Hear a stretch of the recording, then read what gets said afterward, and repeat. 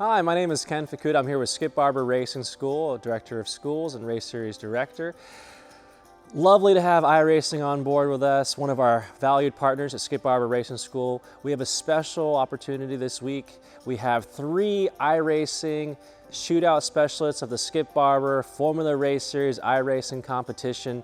We have folks from Brazil, from Spain, and from Chicago battling it out for the top prize of winning a full season next year in our Skip Barber Formula Race Series in our Formula 4 cars. These folks have battled it out against 300 other drivers from all across the world on iRacing, and these are our fastest, most developed and consistent drivers and the cream of the crop. Skip Barber has been around since 1975, started by Skip Barber himself, a former F1 driver, and he realized that he can teach racing to the populace. Over the years, we've taught everyone from IndyCar drivers to Formula 1, NASCAR, you name it. And we also would like to give back to the community. Skip Barber, partnering with iRacing, is giving back by offering these folks, these 3 racers with huge dreams, to continue on their racing journey with the Skip Barber the Formula Race Series and our F4 cars. And through a year of development within our race cars and our coaches, we're hoping to see them shine and continue on with their motorsports journey and career. My name is Matt Bussa from Darien, Illinois. I'm 30 years old and I've been in iRacing for 15 years. On iRacing, I race in the eNASCAR Coca-Cola Series for Kevin Harvick Inc. And I'm right now at the Skip Barber School in Virginia at VIR. And I was able to come here by participating in the Skip Barber Formula iRacing Series. So I've been in the Skip Barber iRacing Series for the past 4 years, I believe. And anytime there's an opportunity to go from sim to reality, I'm gonna hop on it. So the second I saw them announce this series, I just went right to it. Money is a really limiting factor for many people in racing, like myself, so very thankful for iRacing and Skip Barber to have such opportunities for us. Besides the Skip Barber School, my only other real-world experience was a Gen 4 stock car, a 2003 Kevin Harvick, Richard Childress chassis actually. And I got that opportunity from the sim as well. The car owner for that in the Grand National Super Series, he noticed my name on iRacing from the eNASCAR broadcast, and so I was a local to him in Illinois, and just messaged me on Facebook. It's like, hey, you want a shot on a real car? And got that opportunity, so very grateful for that. Eric, it's a very special night for one of the drivers in tonight's race, none other than Darien, Illinois' Matt Bussa, who's making his real-life stock car debut. So the race I did was at New River All-American Raceway in North Carolina earlier this year, and that was a lot of fun. The sim was a really, really big factor in helping me prepare for that race. In those cars with the massive horsepower, low grip, I was about 3/4 throttle by the end of the race on the straightaways. That's a little grip we had. And all that just natural reaction to controlling the car, modulating the throttle, that's all just straight from the sim. It applied very, very well. So I got to do the Skip Barber School in Lime Rock actually a couple of years ago. And that was by virtue of my finish in the iRacing Series, getting a top 5 finish. And this year I was able to step it up and finish in the top 3 here, which has led us to Virginia International Raceway. And the Skip Barber schools are very, very well put together. So my first time in the Formula 4s was at Lime Rock in the Skip Barber School. And that was similar to my Gen 4 experience that I did earlier this year. It was very similar to the simulator. Everything from just the buttons on the wheel looking the exact same, having the reference points on track at Lime Rock, the way the car felt when it oversteered and had some understeer. All things I could use my experience from the sim and apply to the real world. So on iRacing, the really cool thing is you can form a community and you form lifelong friends that you meet outside of the sim too, potentially, not just online. And for me, I got my start with my current teammate, Nick Oudinger, back in 2012 when I made the eNASCAR Pro Series. Back then we had the tandem drafting in NASCAR, so I had no partner because I made the Pro Series all by myself, no teammates or anything. And so I just messaged Nick and I was like, hey, does your team cars, I need a teammate to work with at Daytona. And he was like, sure. And then I hopped on Discord with him. And after that, I just worked with him for 13 years now in a row. And we've gone on trips together across the country. Him, myself, and Michael Conti. We've had a lot of great experiences outside of the sim that have helped build a friendship. and made it more than just a team. We're essentially a mini family here where we just get to enjoy lots of aspects of what we love to do with racing. Victor Miranda with one corner left to defend. You shall not pass. Victor Miranda, he will come to the line, he will take race one from pole. Victor Miranda is going to have to be forced to go the long way around if he wants to make this move happen, but he's got to command the space, and as he goes all the way over to the outside, it's once more Ivan Machado who dictates tempo. It's a 13, he slides, and all of a sudden, there goes Victor Miranda. Now he gets the run, now it's going to be close. Miranda just about holds on, and look at that, and that pretty much is a rubber stamp on why he is the championship leader. I'm Victor Miranda, I'm from Brazil. I've been on iRacing since 2020. And my main series is Porsche Cup. I started racing about when I have 9 years old, since 2006. And I did all kart classes and until the Formula 3 on Brazil at 2014, I guess. And after that, I lost my sponsors and go back to the university and work and everything to the normal life, you know. I've been racing on iRacing like two years, I guess.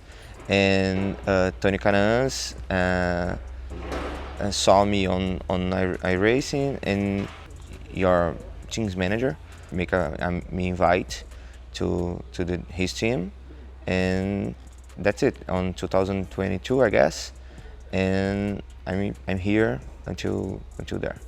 I found Skip Barber series on iRacing News, and I've been interested about the opportunity, the 3-day racing school and the Shootout. It's a big opportunity to sim race, and it was an opportunity to go back to the real life racing, you know. And I won this official series one round before, and yeah, I'm so grateful about iRacing, about the Skip Barber and the Tony Canans have been support me, you know, give me a lot of advices, have been a mentor, you know, and that's it. I'm so grateful about that. Hello, my name is Ivan Machado Perez.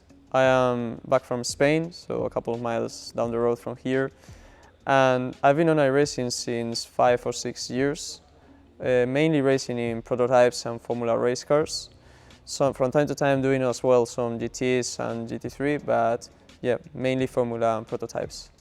I started on iRacing because I was back a couple of years, some years ago. I was also racing in real life, and there was a moment that you couldn't train all weekends and train all days. So the urge to get into sim racing in order to develop my skills a bit more and to evolve as a racing driver came, and everyone told me that iRacing was a place to go and the place to actually, the platform to really use and to develop your skills. So that's what brought me mainly into iRacing. Yeah, since I was 8 years old, I started karting. Up until I was 15 or 16, all I did was karting, different categories, like escalating from mini, junior, senior, then into the shifter karts. And from 15 years old, I started racing in the Formula promotion categories back in Italy and Europe, and also doing a couple of tests with Formula 4 cars and all stuff. So yeah, that has basically been my career overall up until 18 or 19 years old, that the financial situation didn't allow me anymore to race. And I've been the last couple of years stopped without doing anything. Well, I've been a good fan of the old Skip Barber car for a long time. I used to race it a lot. I used to do a lot of races. I actually consider myself as a good driver, a fast driver in that car. And back on the time when I was using the old car, I already started looking in the internet, like searching for the real series, how they work, how everything went. And I followed the last couple of editions of the iRacing, of the Skip Barber iRacing series, how the results went, the people that participated in, Elvis Rankin, Diego Pinto, all these kind of people. And this year, I don't know why, back in March when the announcement came that they were going to do again this edition for the virtual championship, and the top 3 would go to the official shootout. I don't know why, I just said, why not? Let's give it a go. Why not get involved in it and try it out? Maybe you don't win anything. Maybe you get a big prize. In the end, I was able to finish third in the championship. Overall, already being here, being able to drive the Formula car for 3 days, being able to get back behind the wheel, it's already a big prize. I already am enjoying it a lot, and I already feel fortunate for being able to do this. If I was able to win it, then it would be, probably today would mean almost the world to me, but already being here is super enjoyable, a massive opportunity, and yeah, happens what happens. Already being here, I consider it a complete win. I think everyone has been at that point that you see like the top guys and say, okay, that's completely out of my reach. I will never be able to be that fast. But doing races, training, doing laps, basically is doing lap after lap, there's one point where you start to really feel like, okay, I'm reaching the times, I'm starting to be able to compete with them and to even do good results in important races. So just don't give up. I think the main advice is never give up. Doesn't mind your level. If you're starting from the bottom, just keep trying, keep doing laps, keep getting better. If you already have a great level, still do more laps. You will always find little bits, or you will always find something where you can improve.